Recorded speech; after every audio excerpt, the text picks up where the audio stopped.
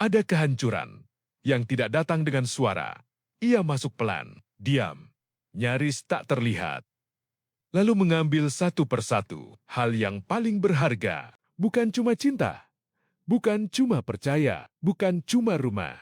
Yang benar-benar hilang adalah sosok yang dulu dikenal, yang dulu dipanggil pulang, yang dulu dipercaya tanpa sisa.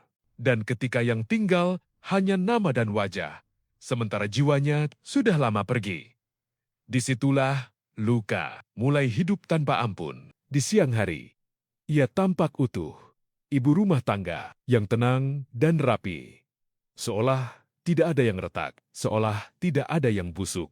Tetapi ketika gelap datang, ia menyusup ke tempat yang lain, menyerahkan dirinya di ranjang murahan yang tidak pernah punya nama baik. Yang paling menjijikan bukan hanya perbuatannya, melainkan keyakinannya bahwa semuanya aman. Suami tetap pulang, anak-anak tetap tumbuh, rumah tetap berdiri, seolah dosa menjadi tidak ada hanya karena belum tertangkap. Lalu datang pertanyaan yang busuk itu, apakah ia benar-benar dicintai? Dan tamparannya keras.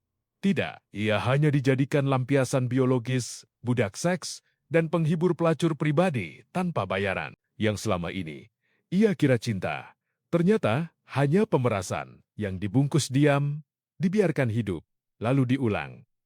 Sampai ia lupa cara menghormati dirinya sendiri. Tatapan tenang itu bukan kasih, pelukan hangat itu bukan rumah, sentuhan itu bukan pemilihan. Semuanya hanya jeda singkat sebelum dirinya diperas lagi oleh sesuatu yang tidak pernah berniat mencintainya. Ia tidak dipeluk, ia digelar, ia tidak dicintai, ia dipakai. Seperti perabot yang berguna selama perlu, seperti karpet yang diinjak tanpa tanya, seperti sesuatu yang habis nilainya, lalu ditinggalkan. Begitu saja, tidak ada kata sayang. Di sana, tidak ada janji, tidak ada masa depan, tidak ada kehormatan. Bagi lelaki liar itu, tubuhnya hanya aset yang terus menyusut, dipakai selama ada guna, lalu ditukar begitu nilainya turun. Yang lebih muda selalu menunggu giliran. Yang lebih segar selalu bisa dicari.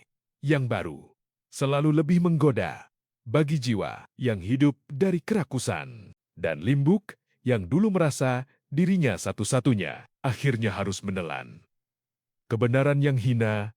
Ia hanya salah satu yang belum dibuang, namun ia masih berdiri di sana dengan tubuh yang lelah dan hati yang remuk, masih memelihara harapan yang bebal, masih percaya bahwa di balik dingin itu mungkin ada cinta, padahal yang ada hanya kebutuhan gelap yang belum selesai. Mengisapnya habis.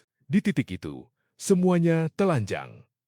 Ia bukan kekasih, ia bukan pilihan, ia bukan rumah kedua, ia bukan apa-apa. Ia hanya selalu ada saat dibutuhkan, datang saat dipanggil, pergi saat selesai, tetapi tidak pernah benar-benar dimiliki. Inilah kehancuran, ilusi total. Ilusi total, bukan ketika tubuh diserahkan, bukan ketika batas dilanggar, bukan bahkan ketika rumah mulai retak, tetapi saat akhirnya sadar bahwa semua penyerahan itu tidak pernah bernilai cinta. Yang ia kira ikatan, ternyata hanya pemakaian. Yang ia kira dipilih, ternyata hanya diperas.